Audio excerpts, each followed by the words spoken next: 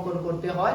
আজকের ক্লাস তোমার জন্য। যদি তুমি উৎপাদন সম্ভাবনা রেখা না অঙ্কন করতে পারো তাহলে একটু ভাইয়া দেখো কিভাবে উৎপাদন সম্ভাবনা রেখা অঙ্কন করতে হয়, আজকে ডিটেইলস তোমাদের বুঝাইয়া দিব। তাহলে আজকে দুইটা বোর্ড প্রশ্ন নিয়ে আসছি, সেই দুইটা বোর্ড প্রশ্ন তোমাদের সমাধান করে দেব। একটা হচ্ছে ময়মনসিংহ বোর্ড 2025 সালে, অর্থাৎ তোমাদের যারা ইমিডিয়েট বড় ভাই আপুরা পরীক্ষা দিয়েছিল 25 বেসে, তাদের এই প্রশ্নটা আমি সমাধান করে দিচ্ছি। সেটা হচ্ছে ময়মনসিংহ বোর্ডে।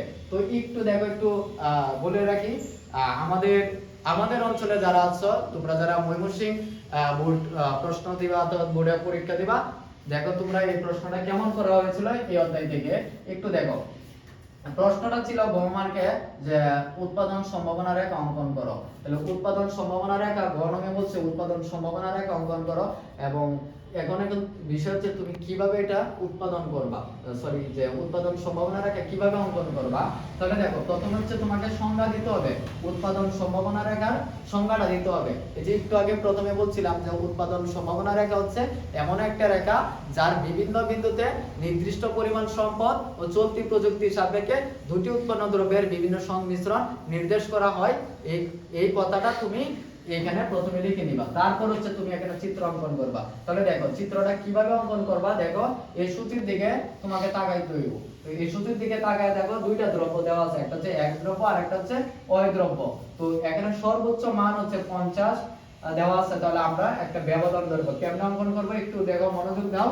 আমরা গণক উত্তর করতেছি, কিভাবে অঙ্কন করবো। একটা লম্ব অক্ষ এবং একটা ভূমি অক্ষ তুমি স্কেল ধরে টান দিবা, যেন আঁকা বাঁকা না হয়। তো আমি হাতে যেহেতু অঙ্কন করতেছি একটু আঁকা বাঁকা হবে, তো তোমরা বুঝে নিও। নিচে দিলাম x আর এখানে লম্বকে দিলাম y, একটা নাম দিলাম, মূল বিন্দুর নাম দিলাম 0। তাহলে আমাদের ভূমি অক্ষ কোনটা? ভূমি অক্ষ হচ্ছে এইটা, এটা হচ্ছে আমাদের ভূমি অক্ষ, আর এটা হচ্ছে আমাদের লম্ব অক্ষ। OX ভূমি অক্ষ, OY লম্ব অক্ষ। তো আমরা ভূমি অক্ষে যে কোনো একটা দ্রব্য দেখাইতে পারি। সেটা কি? ধরো দেখাইলাম আমি x দ্রব্য। ভূমি অক্ষে কি দেখাইলাম ভাইয়া? ধরো x দ্রব্য দেখাচ্ছি, x দ্রব্য। আর লম্ব অক্ষে কি দেখাইলাম? ধরো y দ্রব্য।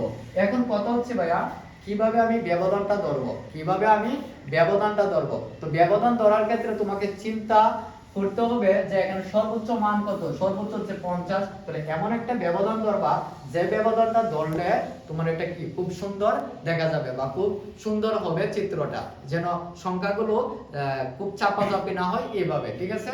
তাহলে তুমি ব্যবধান ধরতে পারো, এমন ব্যবধান ধরো যেটা সুন্দর দেখা যাবে। তাহলে আমরা এখানে ধরতে পারি 10 করে ব্যবধান ধরতে পারি। তাহলে দেখো আমরা 10 এখানে ধরলাম, তারপর ধরো 20 এখানে ধরলাম, তারপর এখানে ধরো 30 ধরলাম, তারপর ধরো এখানে 40 ধরলাম, তারপর ধরো এখানে 50 ধরলাম। তো ঠিক সেম ভাবে তুমি লম্ব অক্ষে ব্যবধান ধরবা। তো ধরো এখানে আমি 10 ধরলাম, তারপর ধরো এখানে 20 ধরলাম, তারপর 30, 40, তারপর 50। এখন মাঝখানে যেগুলো আমি লিখি নাই এগুলো লিখে নিব, দেখি কোনটা শর্ট পড়ছে। না, আমাদের সকল কিছু হয়ে গেছে। যদি ধরো এখানে 35 আছে বা 25 আছে, তাহলে 25 কোন করে দেখো তো, 20 থেকে 30 এর মাঝে হচ্ছে আমাদের 25 সংখ্যাটা আছে, তখন আমরা এখানে লিখে দিতাম। যেহেতু এখন নাই তাই আমি দিচ্ছি না, তোমাদের বোঝানোর জন্য এটা বললাম। তাহলে এখন দেখো আমরা ভূমি অক্ষে কি দেখাইছি ভাইয়া?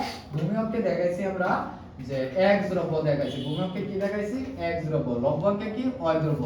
তাহলে চলো আমরা চিত্রটা অঙ্কন করি। দেখো ভাই, x দ্রব্য কতটুকু উৎপাদন করতেছি? এক দ্রব্য হচ্ছে 0 একক উৎপাদন করতেছি। তখন y দ্রব্য কতটুকু? 50 একক। সর্বোচ্চ হচ্ছে y দ্রব্য। তাহলে এই বিন্দুর নাম দেব আমরা a বিন্দু। তাহলে দেখো ভাই, 0 একক হচ্ছে আমি x দ্রব্য। x দ্রব্য কতটুকু? 0 একক উৎপাদন করতেছি, এবং y দ্রব্য কত? 50 একক। এটা কোথায় আছে? এই যে এখানে। এই বিন্দুর নাম কি? a বিন্দু দিলাম। এরপর দেখো x দ্রব্য 0 একক থেকে বৃদ্ধি পেয়ে 20 একক। 20 কোথায় আছে? দেখো ভাইয়া, এই যে এখানে। তখন আমাদের y দ্রব্য হ্রাস পেয়ে 40। তো 40 কোথায়? এই যে এখানে। তাহলে